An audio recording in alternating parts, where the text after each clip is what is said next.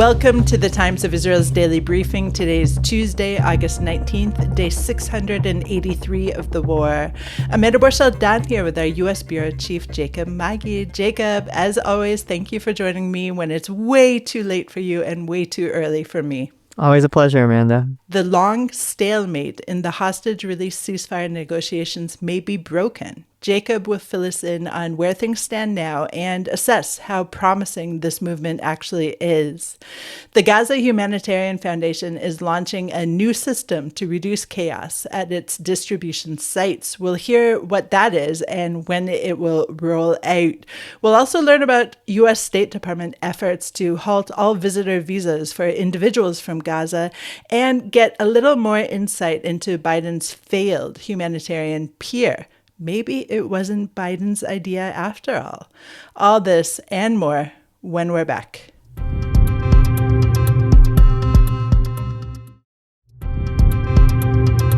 I'm Amanda Borschel-Dan here with our U.S. Bureau Chief, Jacob Magid. Just as Israel is set to approve its planned mission to conquer Gaza City, Hamas on Monday informed mediators that it accepted the ceasefire-hostage release deal proposal that was submitted to the group a day earlier by the Egyptian and Qataris mediators. Sources said the proposal involves a 60-day pause and the release of 10 living captives. In other words, this is a partial release deal, which Israel has seemingly stepped away from in the past several weeks.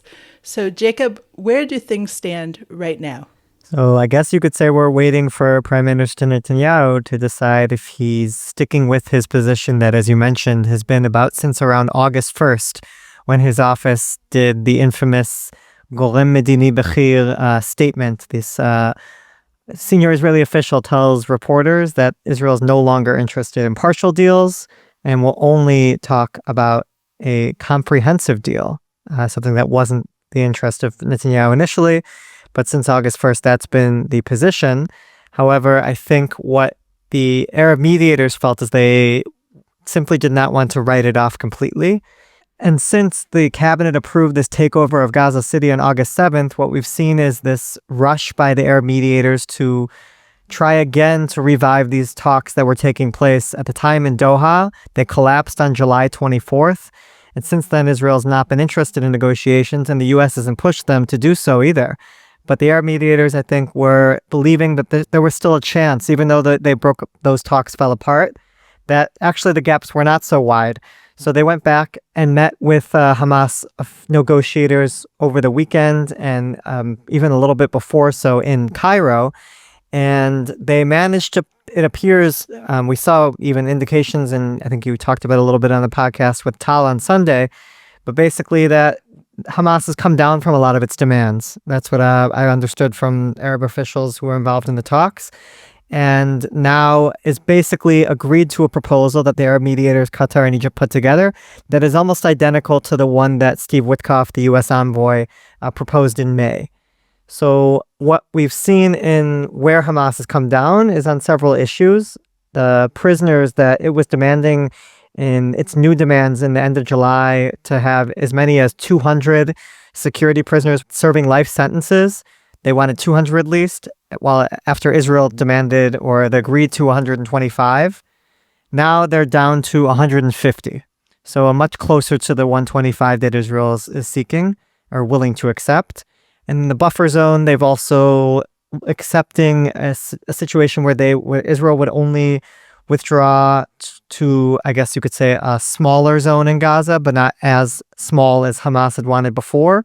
So they moved on that as well. And on aid, they're no longer demanding an explicit ban of the Gaza Humanitarian Foundation, which they've been very critical of from the get-go. And there's now wording that they've agreed to in this new proposal that basically emphasizes the other organizations that it would like to see operate in Gaza, but without specifically saying GHF is a no-go.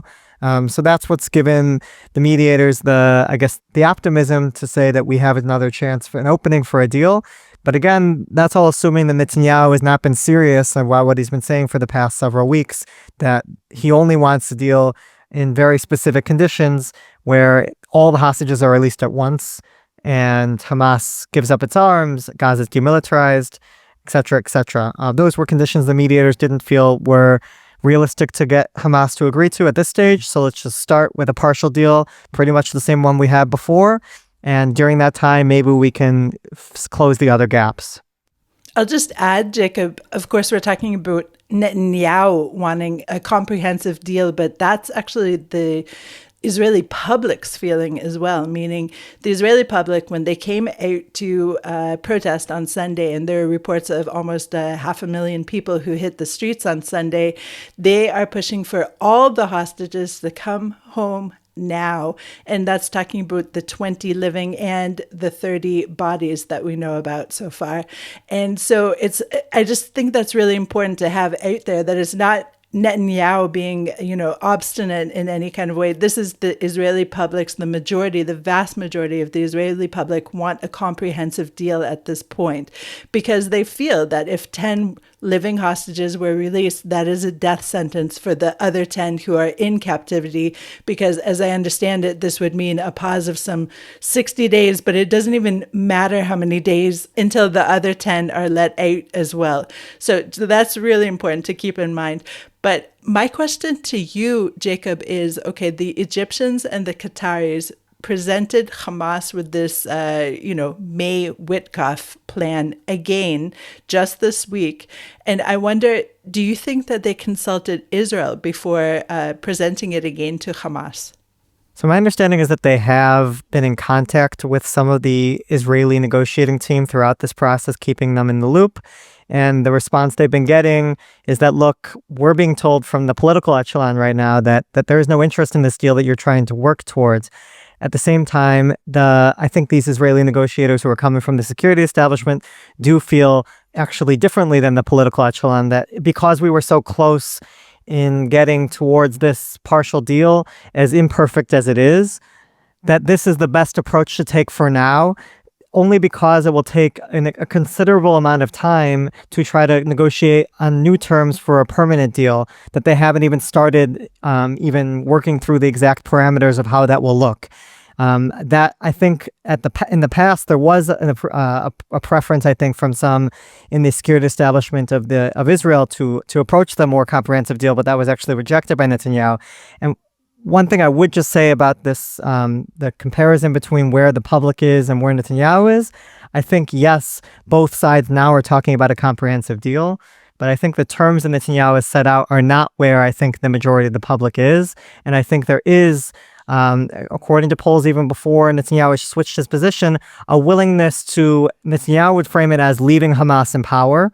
Whereas I think those in the public who support ending the war now in exchange for all the hostages would say, let's deal with Hamas at a different time. Now, Netanyahu would always say to that just allows Hamas to regrow. But I think that we've talked in the past about the different security guarantees that can be put in place, the different alternatives in Gaza that maybe can be sprung up with the help of Arab partners. But obviously it's a very complex dynamic to go about. And I think we're going to see likely more of that talk in the coming days if this partial deal is actually rejected by Netanyahu. I think what's interesting is that Netanyahu's office hasn't publicly said, since Hamas submitted its response on Monday night, that it is not interested in what it has to say. So far, all they've done is issue this statement from a senior Israeli official saying Israel's position hasn't changed. We only want a comprehensive deal. But until Netanyahu says that publicly, I think one can assume that actually the partial deal has not really been ruled out completely by Israel. And we're going to see several days of discussions in the cabinet of whether or not Israel actually does want to hold off on its Gaza City takeover plans for now and give this opportunity to maybe get a deal. It will require another round of negotiations, even if Israel says yes. We're not there yet. We still don't have the identities of the Palestinian security prisoners who will be released. That will still need to be discussed.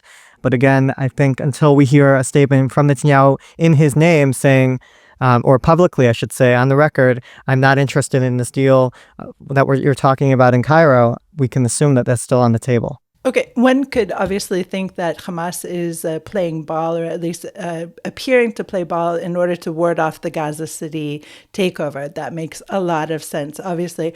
And I just wonder where the Americans are in all of this, because the feeling has been for a long time that until U.S. Special Envoy Steve Witkoff isn't at the table with both sides. Nothing is actually real. And when that last took place, the Americans basically left the table and said, that's it, we can't deal anymore. So what's happening in this piece of the puzzle? Yeah, it's a good question. So President Trump, shortly before developments were reported about Hamas's response, posted on Truth Social, basically adopting Israel's position, saying the hostages will only be freed when Hamas is destroyed. Now it seems to be the mounting U.S. position. Now, that was made before Hamas came back and basically agreed to what Witkoff had been proposing before. So maybe we'll see a switch. I mean, the Trump has definitely shifted his position over the past few weeks, from talking about where like just a week from with a deal will be reached within a week, to then switching and saying, actually, I've been telling people for weeks that we were never going to get these last hostages out because Hamas isn't interested. And right now, I think the U.S. focus is shifted elsewhere. Despite this, yes, we had this tweet, or I guess this truth from Trump on Monday. I think the focus, he was also hosting European leaders and Ukrainian President Zelensky. I think that right now that's their main focus in trying to end that war in Russia. And there's likely going to be a meeting between President Trump and Presidents Putin and Zelensky, this trilateral, in the next week or two. That seems to be where the U.S. focus is, which is, I think, unfortunate for at least for the Gaza situation, because we're likely, for any sort of resolution to happen, be it comprehensive or partial, we're going to need a lot of focus, if not from Trump, then from Witkoff. But Witkoff also is tasked with trying to resolve the Russia-Ukraine war, and I'm not sure how much attention he's able to put on Gaza the way I think might be needed. Okay, let's go to a short break.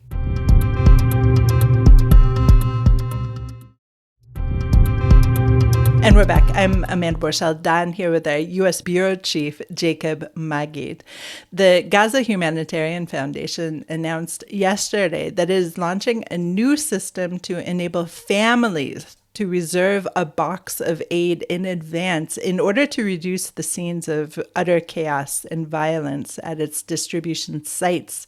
So this comes after other failed attempts, such as women's only distribution times, in an effort to serve more of the vulnerable population. Jacob, what's the plan here for the families? Sure. To be fair, I think the GHF would not say that the women's only lines have been a failure. I just think that others would argue it simply hasn't overall addressed this problem that we're just seeing these real free-for-all scenes. But basically, what the hope is to have those who are interested. You're going to have the GHF's local staff's already been reaching out to, I guess, potential participants. Will be able to register with the GHF, and they'll get an ID card and their picture taken and an ID number. And basically, participants will then be able to create an online profile where they put in their household size. So if they are looking for food for 5 or 10, depending on the family, and then they'll be able to have a box that is set aside for them at one of the GHF distribution sites, and they'll be able to simply come when they, I assume there'll still be specific hours when these sites will be open, but they will come and they won't have to join this rush and stampede in order to get aid. They'll be able to know that actually something is waiting specifically for them. And even you could have, because it's an online system, you can have the GHF be able to reach out and let families know when their package is ready, where to go to between currently there are 3 sites. The talk is to get more, but the idea is to really be able to expand this and hopefully address some of the issues that have been really plaguing GHF since the rollout at the end of May. This sounds super civilized, and one can hope that this will work out. But I just remember that before GHF rolled out, to begin with, there was talk about registry, and you have to check boxes and tell people and show ID and all this kind of stuff. And then we just saw, of course, the scenes of utter chaos. So I just wonder, the fact that they're trying to go back to some kind of, organized, civilized approach, does that mean that the aid situation is less acute than it was when GHF initially rolled out? Yeah, I think that is what they're suggesting. The CEO, John Ackery, said that in a statement, that basically we now have conditions that are a bit more conducive to trying to do something like this. Simply, there was not enough aid going into Gaza during the rollout, and I guess you could say the first 2 months of GHF's operations. Now, as Manny talked about yesterday, that we've been seeing several hundred trucks of aid go in each day. Still, we're only talking about a very small fraction of the aid actually being GHF aid, really several dozen a day, as opposed to if we're talking, so that's really just a small percentage of 200, 300, 400 trucks in total. But still, yes, this is a good sign that the situation is starting to somewhat, and I stress somewhat, stabilize, in that we're also still seeing reports of potential deaths. Of course, it's coming from the Hamas-run health ministry, but also other channels that are reporting about people, mainly with pre-existing conditions, that are passing away due to complications of malnutrition. But bottom line, because of the increase in aid, I think there is an assumption that GHF is in a better position to try to do registration, which will also help address an issue that was the main point of the rollout, which is to try to prevent Hamas from being able to steal aid. Until now, because there was no registration, we have no idea who's been getting aid from GHF. And I think that's been one of the many criticisms of their operations. What's going to be interesting to see is how many people are willing to buy in and to give their information up to GHF, because there's concern due to GHF's very close coordination with Israeli authorities, that there's concern that that information will be passed along to Israel. Or on the other hand, concern about that their information being exposed to Hamas. And given that Hamas is opposed to GHF, and whether those who coordinate with it will then also be under threat. So that's going to be interesting to see how this plays out. But it's noteworthy that they actually did a little bit of a pilot run of this reserved package concept on Sunday, and 350 participants took part. And the idea is to scale up in the coming weeks. And obviously, GHF's success will be the success for everyone in Gaza. Yeah, and I think it's important to note that the internet is still working in Gaza. I think it's counterintuitive when you see the signs of the rubble and just the vast destruction throughout the site. But there are, of course, pockets of internet, and people are charging their phones. Our colleague Nurit Yochanan wrote a very interesting piece that describes a day in the life in Gaza, and I really recommend people check that out. It's, of course, for these particular Gazans that she spoke with, and it is not, it's anecdotal, not any kind of survey of what's happening in the Strip, but it's very interesting. Let's move on to some news that's not necessarily good for Gazan residents. And the U.S. State Department on Saturday said it was halting all visitor visas for individuals from Gaza while it conducts a full and thorough review. The department said a small number of temporary medical humanitarian visas had been issued in recent days, but didn't provide a figure. And all of this came to a head when a social media activist and ally of President Donald Trump called Laura Loomer said on social media on Friday that the Palestinian quote-unquote refugees had entered the U.S. this month. I think we're talking about a really small number who had been granted these visas. Jacob, do you have any insight on how many and how many people are affected by this? Yeah, I think we're talking just about dozens, maybe several hundred at most. But my understanding, speaking to a couple of individuals involved in these organizations, one of them is called Heal Palestine, and it's brought several dozen in total Palestinian children into the U.S. for treatment. They're one of several organizations who's doing this, so that's where I'm getting some of my figures from. But still, the scope is incredibly small. And what I've noticed is that they've been doing is posting these videos of crowds that they've organized, welcoming these children. They're accompanied by a female guardian, typically.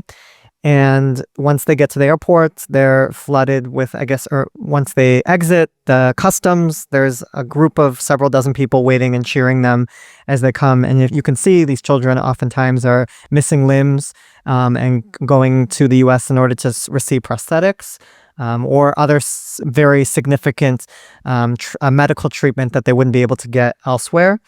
And Laura Loomer saw one of these videos and has just started quite a bit of tweeting out a storm on Twitter against the phenomenon. Just a little bit about her. She's someone who's described herself as a proud Islamophobe, a far-right activist, conspiracy theorist who said that 9/11 is an inside job, that some of the school shootings, the mass school shootings that have taken place in the U.S. over this past several years have been false flags. At the same time, she's very close to President Trump. She spent a lot of time at Mar-a-Lago before the election and actually led and was influential in this purge that we saw several months ago of the National Security Council at the White House, where a lot of people lost their jobs, including at the time, the National Security Advisor himself, Mike Waltz. He was shifted to a different position and is now the nominee to become the next U.S. ambassador to the UN. But she was a really critical role there, basically finding out people who she felt were not loyal to the president. Hours after her tweets, she even, just how close she is to Trump, is that she's manages to secure a phone call with Marco Rubio on Friday, when Marco Rubio is actually either in Alaska, on his way to Alaska for this summit that Trump held with President Putin. So despite likely quite busy, he made time to speak with Laura Loomer about this issue. And just a few hours after, on Saturday, you saw the U.S. State Department issue a post on Twitter saying it was halting these temporary visas until a review was conducted. On Sunday, when Marco Rubio, the Secretary of State, was asked about it, he said that basically we're also talking about not just children who are maimed by these Israeli strikes in Gaza, but also their guardians that we need to make sure that are vetted. And we are even possibly looking at evidence that some of these organizations that have been helping bring these Palestinians in might have ties to Hamas. So that was those comments he made. What I'll note, on the other hand, is that these people who are being evacuated have been vetted, first of all, of course, by the U.S. That's granting these visas. They're not just granted STAM, but also by Israel, who won't allow anyone out if they have any sort of ties to Hamas. That's something they don't want, especially to get to the U.S. These are children maimed by the war, being accompanied by one female guardian. That's the requirement of one of the organizations I spoke with. And Loomer made a point that why aren't these people going to Arab countries to get treatment? But the vast majority of them are. The Qatar, the UAE, Jordan, and Egypt have taken in hundreds or thousands each, so at a much greater scale, whereas the U.S. has just taken in several dozen, maybe a little bit more, over 100. And they're not staying in the U.S. These are people that once they finish their treatment, I think about a third of those who have been treated already have already returned to Egypt when their treatment is concluded. And it's not like this is just only a U.S. State Department initiative. Actually, it was RFK, Robert Kennedy Jr., who was very closely involved in some of the evacuations of cancer patients that the U.S. was actually encouraging to assist those in their treatment. What's also important to note that while Loomer may argue that this is something that the U.S. tax dollars are going towards, it's actually these organizations are working all off donations and obviously have to abide by anti-terror laws that would prevent them from having any sort of contact with Hamas. Or if they were in contact with Hamas, I would assume that COGAT would not be coordinating with them, which is what is currently happening to this date, which is COGAT is working with these organizations. But it is an interesting window to see how some decisions, not all, but some seem to be made in this current White House. Some very interesting figures are wielding lots of influence on some decisions that are somewhat life and death for people in Gaza. Okay, Jacob, we've got on really a long time, but do you have a little more energy to talk about a window into how things were done in the previous administration, the Biden administration? You have the energy? Sure, if you can bear with me, of course. Let's do it. And listeners, obviously, thank you for your patience for this extended episode today. So it was revealed by two former senior Biden administration officials that it was Prime Minister Benjamin Netanyahu who asked U.S. President Joe Biden last year to set up the temporary pier off the coast of Gaza to help deliver aid. We're talking about Jack Lew, who served as U.S. ambassador to Israel, and David Satterfield, who served as U.S. envoy for Middle East humanitarian issues. And they said in a Foreign Affairs magazine op-ed, a joint op-ed, that in February 2024, Netanyahu was the one who asked Biden to have the U.S. military build the floating pier. We have laughed about this pier so many times on the podcast, I am ashamed to admit, because it just seemed like such an ill-conceived concept. So, Jacob, tell us a little bit more about this allegation, at least. It's not proven, right? This allegation that it was Netanyahu who had this idea. Yeah, look, the fact that it's coming on the record and it's not people hiding behind a senior official of sorts, I think it does hold a little bit more of weight. And I don't think necessarily that they're trying to argue that this is therefore Israel's fault. What they also note is that actually the U.S. had been looking into this idea before Netanyahu came and asked.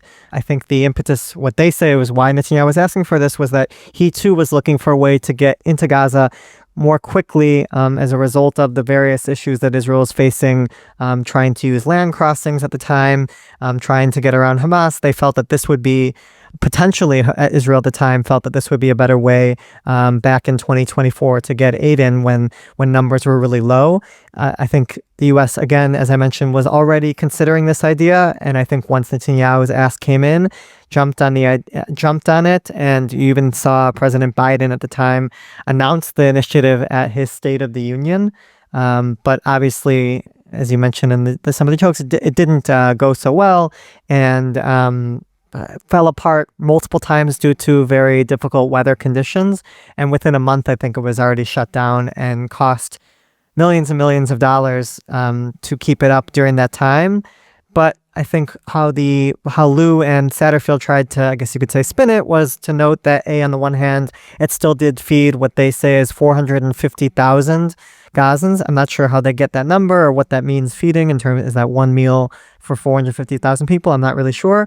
But the other thing, which I think was maybe more important, was that the U.S. conditioned its willingness to pay for this very expensive program on Israel agreeing to open a new, I guess, a channel for humanitarian aid to come in, which is through the port of Ashdod. And that has been something that began operating. Israel agreed to do that, and aid started coming from the sea to Ashdod and then being docked there and brought to Gaza that way.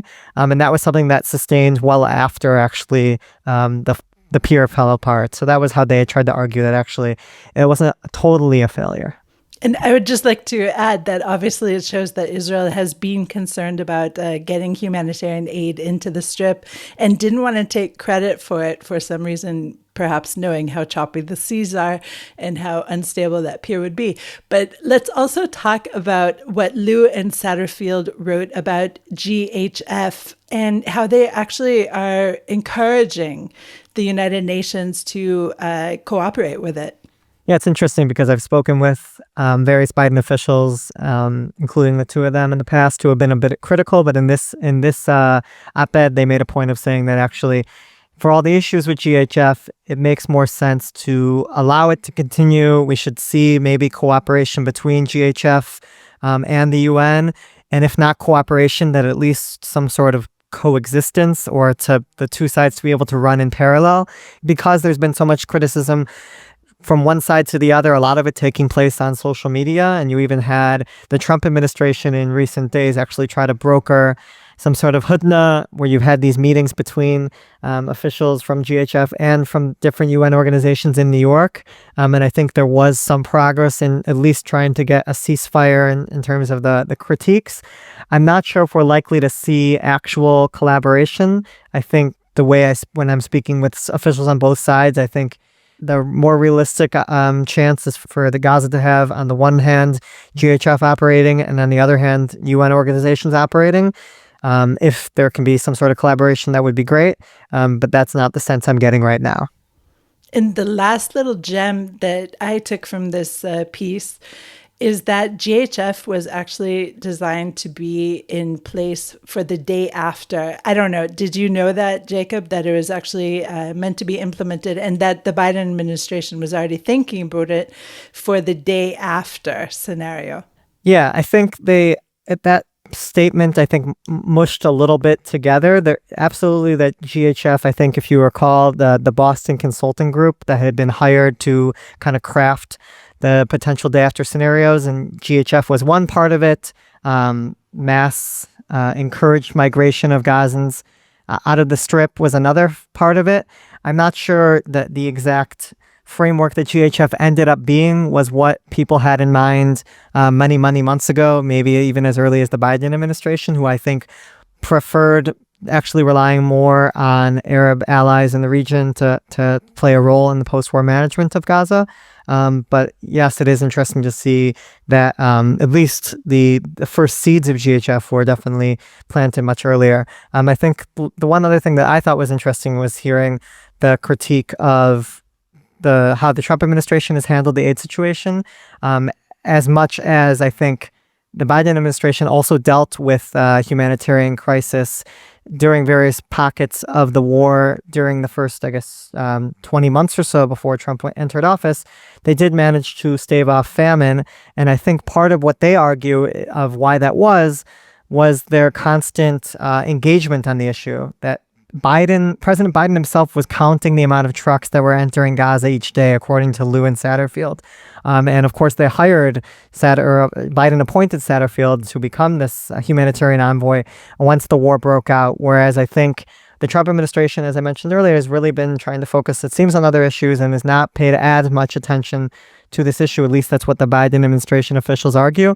And that lack of engagement, I guess, maybe led to allowing the 78-day blockade to extend for as long as it did, and maybe once the GHF did roll out, which was a Trump administration-backed initiative, I think the rollout was a little bit choppier than maybe it could have been. And it's possible that had we had closer U.S. engagement, Lewin Satterfield argued that things could have been avoided. Jacob, we have gone on way too long, and I've kept you up way too late. So thank you so much for joining me today. Thanks, Amanda. Thanks for listening to the Times of Israel's Daily Briefing. Please check out another installment tomorrow. This episode was produced by Adina Karpuch.